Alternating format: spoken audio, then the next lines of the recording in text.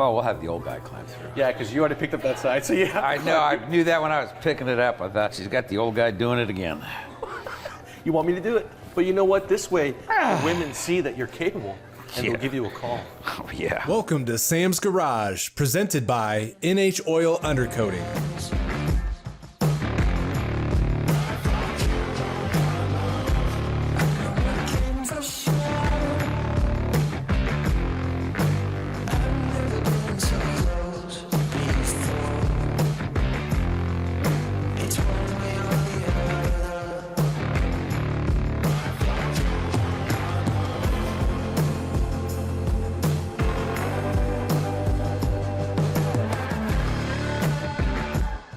On this episode of Sam's Garage, Kevin's Buick is back in the garage to receive new rear emergency brake cables. Sam and Doug install the new custom leather interior in the 57 Thunderbird.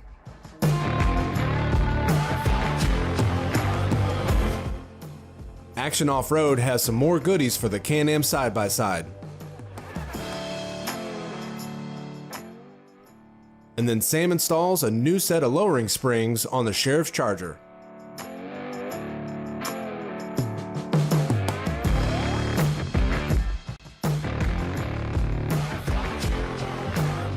Lokar is in the garage with Kevin's Buick to install a new set of e-brake cables for the rear brakes. The kit is designed to be used with Lokar's floor mount emergency handbrake. An e-brake will provide peace of mind for safety when parking your vehicle. All right, so we got Kevin's Buick back in the shop. If you remember, season 5, we did a complete engine swap, tranny swap, cooling, everything on this car, and he's done a lot of upgrades on it since. Now we're taking a break from the Jeep project because we're still waiting for our TerraFlex front and rear axles, and next season when we bring the Jeep back in, we're gonna be doing a lot more than just the front and rear axles. Today we're gonna be doing the emergency brake system that Lokar sells that's universal to all cars. Now this one, you put a Moser rear end in it since you left? We did. We put a full suspension, Moser axle, everything, and we're just as guilty as everybody else. We forget to finish the details like parking brake cables. We'll blame it on time. Yeah. We have no time, right? Yes, agreed. Yeah, that's why. So we're gonna be doing the emergency brake cables, get that part done, then next week we're gonna install nitrous on this thing. Explain what these pieces do and how you would go and what order would you install them? So basically on all of our e-brake kits, we've got the rear half and the front half. So depending on what we're connecting to, we gotta select the rear cables and the front cables. So in this case, we're going to a foot brake. We need a single cable, we call it our connector cable. Travis has found that the one that fits for a Dodge actually works really well in these A bodies and F bodies. The rear kit is our universal EC80 FU, fits 9-inch rear end, drum brakes, and probably several others. So you'll get an assortment of brackets here, like I said, depending on what you're actually pulling with. So if you had a handbrake, you might have this coming back. So we've got our connectors, I've already switched it over. And what this will do, we'll have our 2 brake cables coming in this way from the rear end, connector cable coming from the foot brake from this end, and this is what will link the cable together. So you'll have the inner wires coming through, and this is the travel we'll have.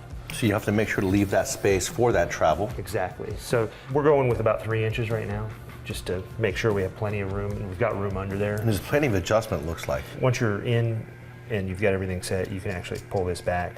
You can adjust that in, pull your cables tighter. You can actually adjust the housings to go the other way, tighter or looser. It works out really nice. It's a universal kit, so you're gonna have to do a little bit of figuring out, and like this bracket we're making. So we'll mount this to the bracket, and then we'll mount the bracket in the car. If we had enough room on the frame rail, we could just mount both of these straight to the frame rail, but we wanna make sure everything's in line. We don't wanna wear out these fittings. So. It appears that this is the hardest, most complex system of any build on a car, because I see a lot of cars without e-brakes. And you know, it's funny because it's such a simple thing. Yeah. And I'm as guilty as anybody with all the 4-wheel drives, body lifts, you cut the cables and you just go on about your day. Yeah. Well, we're going to get one of these kits for the Ford as well because it needs e-brakes. It's got a manual, so it definitely needs this kit. Yeah, it's become more of a necessity with the popularity of all the TKXs and TKAs that are going on all these cars. Absolutely. And it's a good idea to start in the middle. That way you've got adjustment either way. Yeah, this is a good point. There you go. We're gonna feed these through. These loop through the bracket. All right, pull that bad boy through. I usually mark it, cut it, put it back through. Okay. Because it's hard to cut it up. Well, sometimes people don't cut it correctly, or they'll use really bad tools and it'll fray at the end and then it won't go through. All right, so this e-brake cable, very nice kit. Thank you. Having the two masterminds that designed the kit and made the kit makes the install so much easier. It went pretty good, didn't it? It did go really good. And it looks like it's gonna function really well because we got so much adjustability in there. Yes. So we just took care of the last maintenance item on this Buick. Looks like everything's final. The next thing he's gonna do is go home and add a vintage air unit to the dashboard, or maybe even tie into the existing HVAC unit because there's nothing wrong with it. The next thing we're gonna do is something that's absolutely needed, which is nitrous, because we got 650 horsepower already, so why not add another 100? We never got the enough. tires that's gonna handle it, right? Yes. Yeah, it's never enough. Never enough. Join us next week.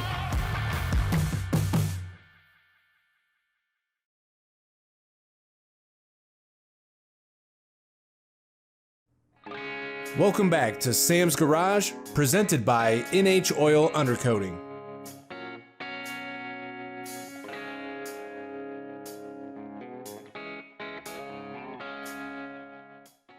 Sam and Doug get ready to install the interior in the 57 Thunderbird. The new custom interior was done by Gillin Custom Design out of Middletown, New York. Also, Sam's friend Jim from On-Site Shine stops by to address the exterior of the T-Bird. What are you doing, reminiscing about going down the road in this thing when it's all done? I am, Sam. I am. I'm looking here at everything, at the interior that was done. It's absolutely fantastic. I can't wait to get it in. The bolsters in the seat, the stitching, the way everything was put together. Once it's in, I'm just standing here thinking about what it's all going to look like. Yeah, you know, Gil and Linda from Gillin Interiors, Middletown, New York, they did an awesome job putting the reinforcement in that bench, making it the way it is, because you want to separate them, remember? I see what they did. I'm very happy. They did the door panels, the kick panels, everything in leather, all new backing, all new clips. Gil and Linda have been doing interiors up to Concord level since 2006. Anything you guys may need, they can do it. Custom work, they can do it. SEMA, they've done it. I am installing the new clips that hold the panel to the door. At Gillin Interiors, made the holes for us, provided us with the clips. What you want to do is make sure to go to the car first, look at the holes in the door and see where the holes are, and put them in reference to where the holes are correctly on the door panel, because you can be this way or you can be towards the inside. In our case, this one is wrong. I'm going to turn it around. These are correct. Look at that panel. That is so nice. Everything leather, stitched perfectly. I'm putting back the interior pieces after they've been done, and so now what I'm doing is I'm laying everything out, just making sure it's all going to fit, how it's going to fit, and start to go through every little piece onto it. So I'm going to fit it, then fit the next panel, and fit everything, start working my way from one end of the car to the other. Hey, what's up, Jim? Hey Sam, how you doing, brother? Good, how are you? Good. This is a good friend of mine, Jim Thomas from On-Site Shine, and he's going to be doing the detailing on the Thunderbird. If you guys remember, last season, Doug and I chose a car that didn't need a lot of work on the outside, so that's why we decided to put all our money into the chassis. The paint was cool, but needed a lot of rubbing, and that's why we got Jim here. What are you using today? Well, today we're going to highlight some products with next gen, some polishing compounds to kind of show people how to really polish a car properly, even the DIY guys. And then we're going to introduce a new product called Icon Rock Clear, which is it's a hard coating. It's completely different from a ceramic coating, and it kind of mimics the tolerances of paint protection film, which prevents high impact stone chips and scratches and that type of thing. So it's a really interesting product. It's new to the market, so I think it's exciting. And I think it's perfect for a car like this because you would never put a clear bra or paint protection film on this older car. It's already got stone chips, it's already got some blemishes. So we're going to see how well it holds up, and it'll give a lot of great endurance and strength for protecting it for many years to come. That is very cool. I can't wait to see the end result. You're going to love it, man. Can't wait. Most seats you install have studs in the lower brackets. The studs go into the hole in the floor. That makes it a lot easier for you to locate the holes and put your seats in. In this case, we don't have studs. We have regular nuts, and we have to put bolts in from the bottom. So to fix that and make it much easier on us, we're going to take bolts and bolt it in from the bottom of the bracket down. That's going to work like a stud. That way you can take a nut, put the 4 studs in, very easily line up the seat in the car, and save yourself a whole lot of time and heartache. Jim, that looks so good, man. Hey, thank you. It's coming along pretty It well. really is coming along. Doesn't the interior look awesome? Ah, the interior looks fantastic. It feels so good with the bolsters does. that Gillin It does. Interiors did Yeah. for us. All leather, smells good. We're really getting done with this Thunderbird. Next week, we're gonna put a wrap on it by putting a top coat with Jim. He's gonna finish off the detailing. We're gonna put on the wheels and tires, and this thing's gonna be ready to go back home to Oklahoma with Doug. And then once it's in Oklahoma, we'll take it out, we'll sort everything out and a couple little detail things, and should be ready to take down the road.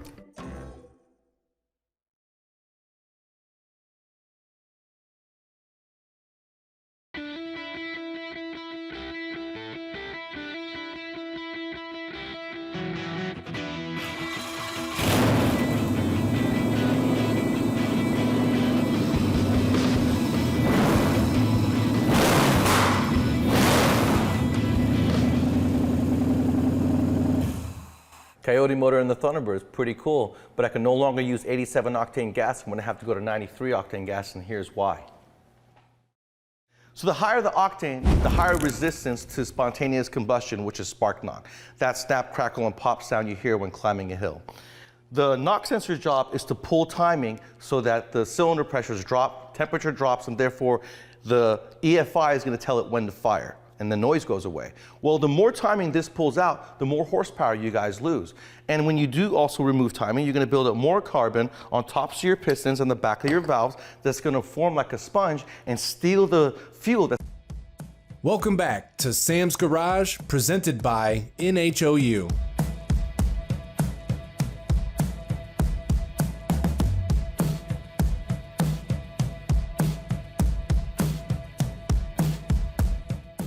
Action Off-Road adds some more accessories to the Can-Am side-by-side.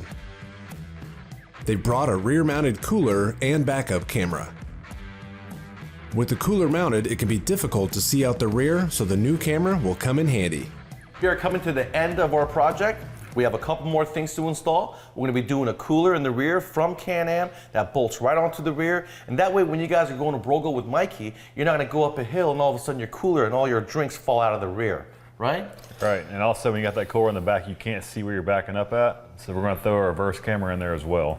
That's going to be a nice touch, isn't it, Santa? Oh yeah, it sucks backing these things up and not be able to see where you're going. Yeah, especially when you're all 4 or 5 point harnessed in. That's right. Real bear getting out. Yep. All right, let's get started and install these items. We already had the backup camera pre-wired into the head unit. So now I'm going to go ahead and pull this turbo access panel back off, and we're going to route that backup camera wire back to Santo. He's going to grab a hold of it and finish routing in the back while I finish all this stuff up right here. So we're going to put this camera right here, and how we're going to do it is we're going to line the mount up on the back side here, and we're going to mark the holes, drill them out, and then put the actual camera on the inside. So that way it's all nice and clean.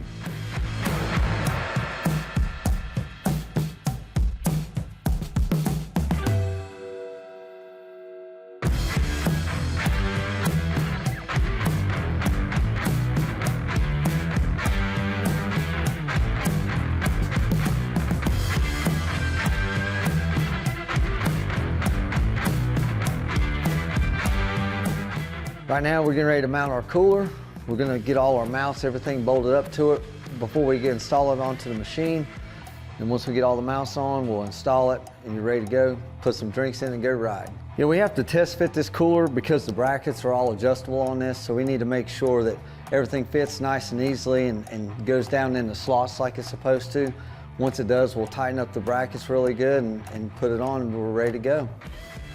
On this cooler, it comes with 2 set screws. Once you install it on the bed, you put these set screws in the end right here, and that it'll lock it in the lock position. That way nobody can steal your cooler off your side-by-side.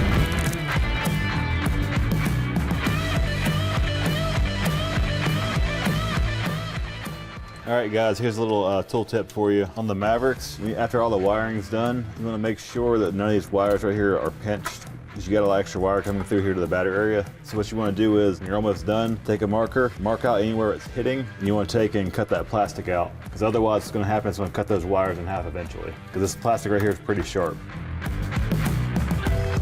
First thing we had to finish up is wrap this whole thing in wire loom. You don't want anything, once again, rubbing anywhere. So we got wire loomed, we got our edges cut out here. And another thing too, with the fuse panel, it's a good thing if you want to label these, so that way if you have a fuse blown, you know where it goes. And also if you have any problems with the system, you know which wires to grab onto. It's also very important to know what size fuse to run. You don't want to put like a 45 amp fuse on like a lower amp. It needs like a 3 or 5 amp. You don't want to hurt your electrical components. If you do a too high a fuse, it'll blow stuff up inside the actual component instead of blowing the fuse.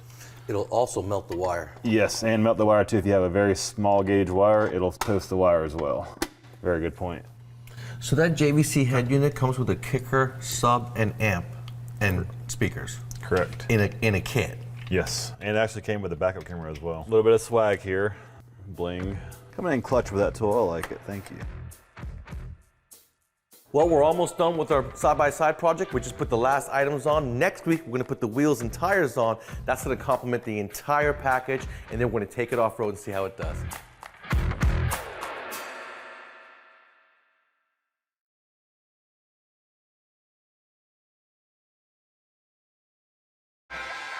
Welcome back to Sam's Garage, presented by NHOU. The Sheriff's Charger is back at Sam's Garage for some finishing touches. With a new set of wheels installed, the Charger needs to be lowered a bit to help reduce the wheel gap. Sam has a special edition at the end, so be sure to stay tuned. All right, I got the Barrow County Sheriff's Charger back in the shop. We're gonna put the final item on this car, which is suspension. Now, when you see the car, you'll notice that there is a brand new wrap on it. There is a Hellcat front and rear fascia on it, new wheels, and now the gap between the wheels and the body are way too much. So I told the sheriff we gotta lower it just a little bit. So I went to Summit Racing, got me some iBox springs. We're gonna do a 1.2, 1.3 drop on this, make it look right. That way when he goes to the car shows, he can do a good job of recruiting new police officers.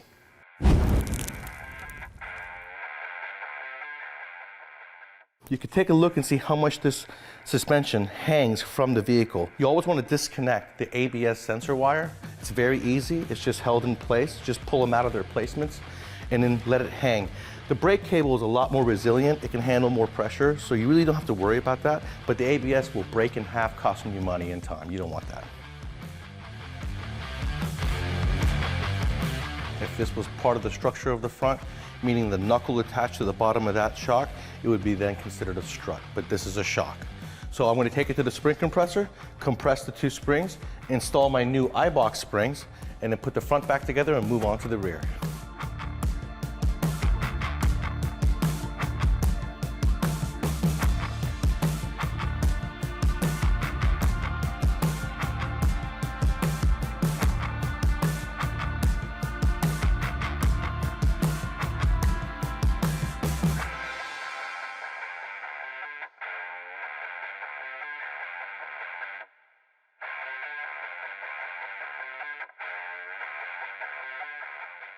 On the rear, they've separated the shock from the coil. The coil itself lives on the lower control arm, and the shock and a lot of other things is holding the knuckle and the lower control arm in place. What I'm going to do to get the spring out of the lower control arm, instead of removing all the parts here at the knuckle, because there's a lot of items there and a lot of things in the way, I'm going to remove the shock, and then I'm going to remove the bolt that's on the subframe of the car. That's going to be able to make my lower control arm pivot down, allowing me to snake that coil out of the top.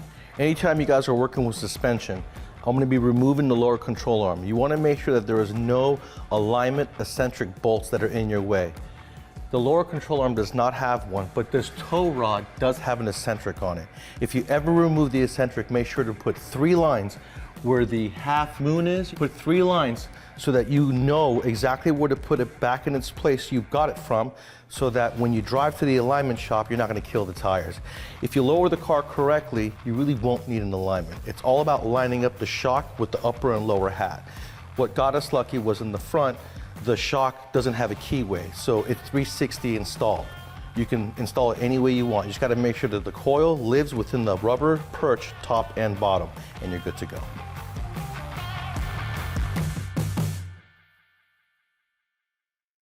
That's a very nice strut tower right there. It's going to go on last because it's going to share the studs that are on top of the spring perch. You want to put these in loosely. When the car is on the ground and on its suspension, you can then put this on. Well, now we can put a period on the Sheriff's Charger. This thing looks awesome. The new stance is sick. That iBox springs really did an awesome job finishing it off, complementing the rest of the mods on this Charger. Now, if you guys are in Barrow County, make sure you don't try to run from this guy because it's been fully modified and it's going to handle the corners just like you are.